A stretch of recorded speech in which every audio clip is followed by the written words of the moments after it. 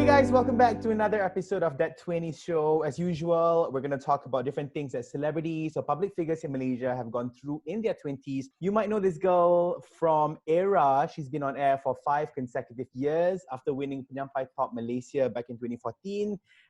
Right now, she might not be doing radio, but you are still seeing a lot of her on TV. You are seeing her at events. You are seeing her with a lot of K-pop artists. Either she's really with them or it's being photoshopped. That one you have to find out for yourself. And soon enough, she's going to take up another huge job as a mother, people. That's right. Big news. It's the one and only Hani Fadzil, my very close friend. Hi, Hani. 안녕하세요. I knew Hani was going to say annyeonghaseyo. I knew this was going to come out eventually. Of course. Nah, I have to. It's my trademark. And like I said earlier, Hani is going to take up a job as a mom very soon. You are 5 months pregnant right now, and oh my god, I can still remember the time when I had to keep your secret when you first told me on FaceTime that I'm expecting a baby, but don't tell anyone. I was like, alamak, I dah chatterbox, tapi susah nak tell people, and I kept the secret just so you Exactly. Were you surprised? I contemplated whether or not to tell you because I'm like, boleh ke dia ni? Like, can or not? I can keep a secret or not? But it's okay. I trusted you, so. I'm proud of myself. I did. I was surprised too, honey. You were not the only one surprised. Believe me. Even though you harassed me like every day, like, when are you gonna tell everybody? When are you gonna tell everybody? Honey, it was so hard, especially that our really close friend Calista also was always with me in the hit studio. So I was like, oh my god, so Honey is what? She is doing really well. Haven't you seen a TV show? So I had to tell her first as well. Just before the cat goes out of the bag from me again? Yes. So when you were 23, very young, and immediately you got a slot at the #1 radio station in Malaysia. I'm sure everyone was like, Ya Allah, Hani, you're so lucky, apa semua tu. But perhaps how was that like during the first year?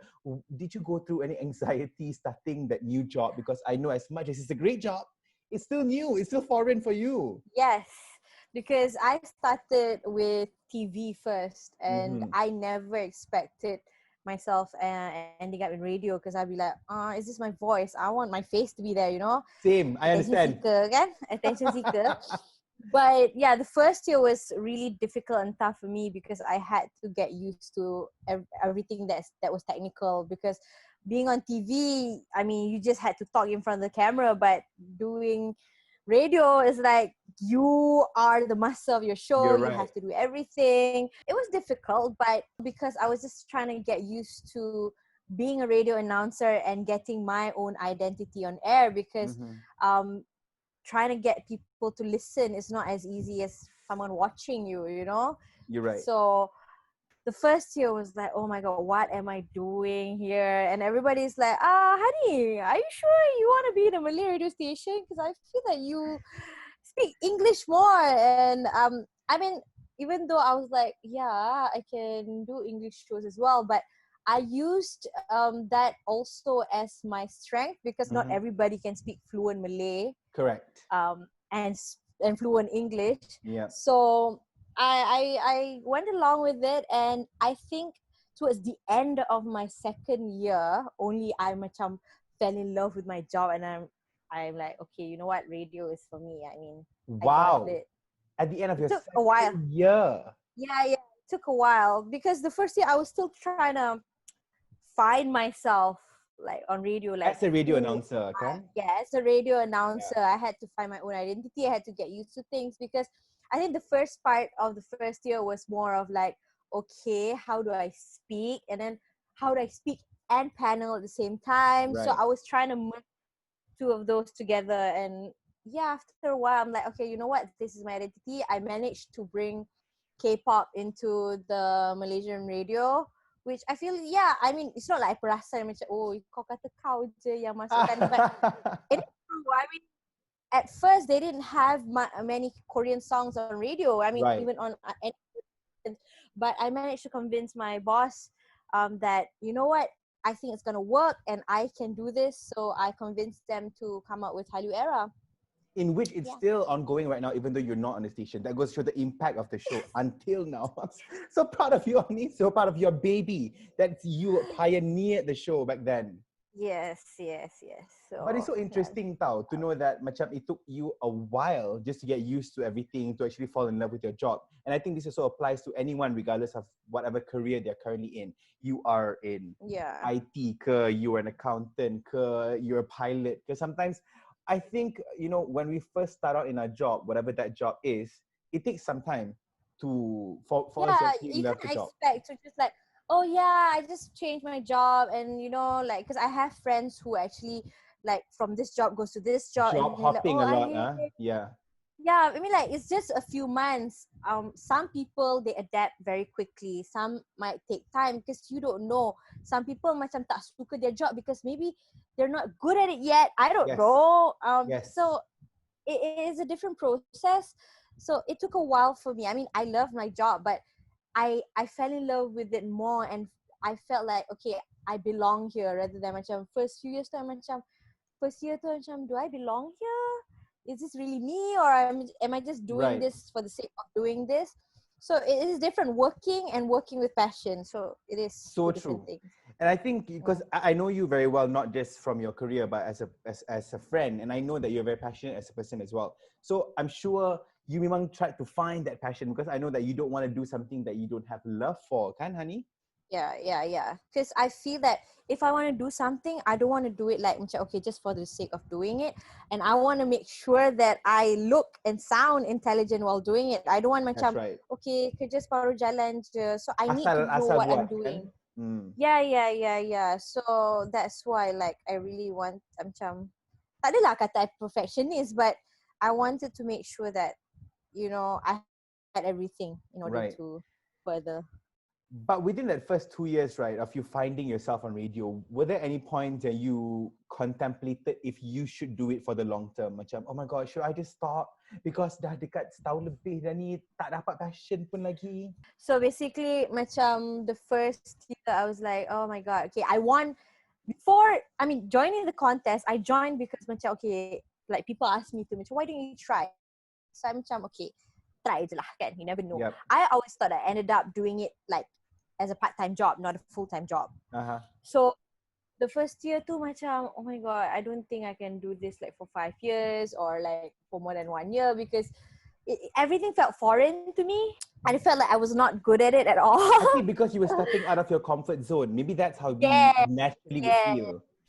Yes. And memang macam I macam, oh, I miss doing TV stuff, because when you do full-time radio, like a lot of things you gonna sacrifice. But it was Yeah. also how I managed to macam balance out my timing and all. But from the first year, I noticed and realized that there were so many more opportunities that came after I started doing radio. So I think being the workaholic that I am, and so I macam, okay, you know what, I can do this, and I got used to it, Mm-hmm. and yeah, I found myself along the way.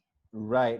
And then fast forward years later, when you got more established in the industry, people saw you like, oh, beyond a radio announcer. You did multiple projects outside of radio. Mm-hmm. Tapi, the more you got invested in the whole K-pop community, I remember how you got a lot of backlash, people who attacked you in the comment section and all that. How do you deal with that? And what was the worst that you've ever encountered so far?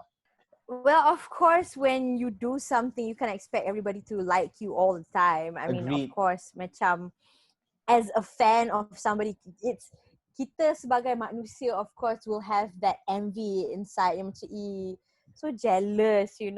Some people might just brush it off, macam, jealous ni, you're so lucky. But Yeah. some might just go crazy, and Aku jealous and I want to bring you down.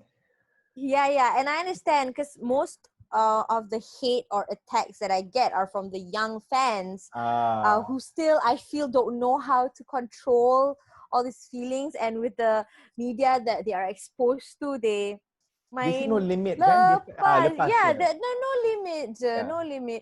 So when I was younger, I was like that. I was like obsessed, tapi tak adalah I macam nak hate on somebody sampai go attack. I think because back then social media wasn't that big tau. Now they've got so many platforms to hentam people.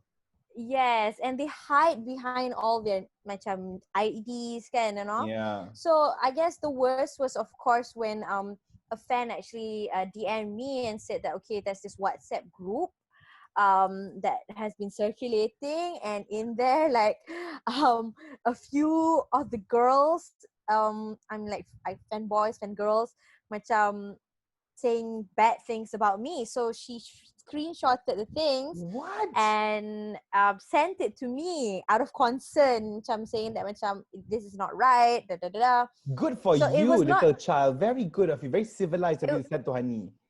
it was not public. I mean, of course, macam we are also human beings. Kita macam, oh my god, downnya. Of Tapi course, yeah. I was like quite shocked by. I mean, it's normal yang orang macam jealousnya, nyampahnya, da da da. I don't mind like macam, oh my god, things like that. Tapi Yeah. this one was a bit too extreme because a few of them were saying that macam, oh my god, like I want to kill her, I want to like Ooh. hentak her kepala dalam longkang and things like that. So I'm macam, Definitely black kecil. even when I was younger, I never remember macam sampai cakap No. macam I nak bunuh orang ni, It if wouldn't I cross our jumpa dia. minds. Yeah. Exactly. So I feel that it was a bit too extreme, and I actually called them out. I mean, on my social media, but I don't know what happened to them after that because I tak ada direct contact with them, right? But I posted it. Macam a lot of people pula cakap macam, why you post, you tak payah layan budak-budak macam ni. Okay, this is the thing. If you ignore a matter and say macam tak payah layan, they are going to keep doing it. So we have to also educate these kids that this is not right.